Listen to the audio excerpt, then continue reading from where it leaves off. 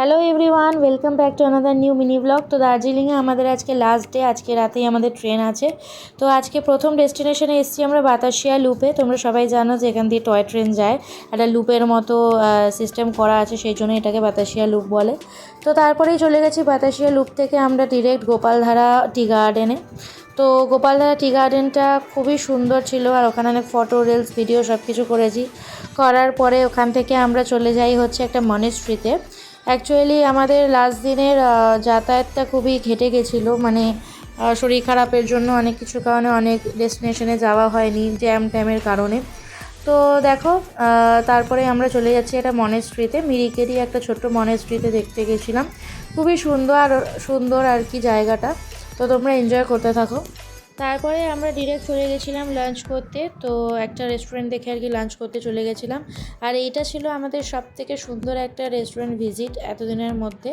মানে সবথেকে ভালো খেয়েছিলাম আমরা সামিন্দ্রাতে, আর তারপরে এই হোটেলটাতে খুবই সুন্দর খাওয়া দাওয়া ছিল ভাত, তারপরে এক রকমের ভাজা, বাঁধাকপি, তার সাথে আরেকটা ধরনের তরকারি ছিল, দু রকমের তরকারি, দু রকমের ভাজা, না সরি 3 রকমের তরকারি ছিল, তার সাথে ডাল ছিল, আর এখানে বাবা মাংস নিয়েছিল, আমরা ডিমের ঝোল নিয়েছিলাম। তারপরে খেয়ে দিয়ে আমরা চলে যাই মনেস্ট্রিতে, তোমাদের আগেই বললাম।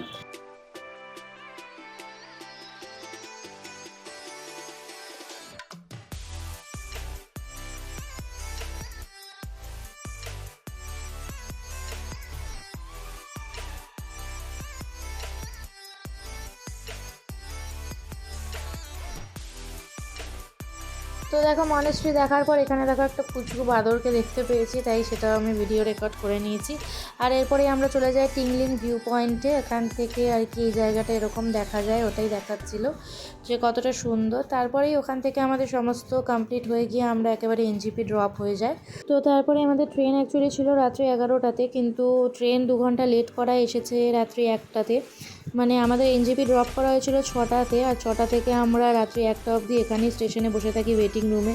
তোমরা বুঝতেই পারছো কতটা টায়ার্ড লাগতে পারে, মানে প্রচণ্ডই টায়ার্ড হয়ে গেছিলাম। তো তারপর রাতে অর্পণ আর বাবা রুটি তরকা খেয়েছিল, আমি বিরিয়ানি খেয়েছিলাম, আর মা একটা স্যান্ডউইচ খেয়ে নিয়েছিল।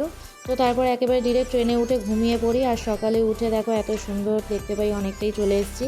তো একটু মুড়ি খাচ্ছিলাম দুজনে বসে। অ্যাকচুয়ালি আমাদের কম্পার্টমেন্টের বা মা বাবার কম্পার্টমেন্টটা আলাদা হয়ে গেছিলো, কারণ তোমরা জানোই আমরা কনফার্ম টিকিট পাইনি বলে এমার্জেন্সি টিকিট কাটতে হয়েছিল।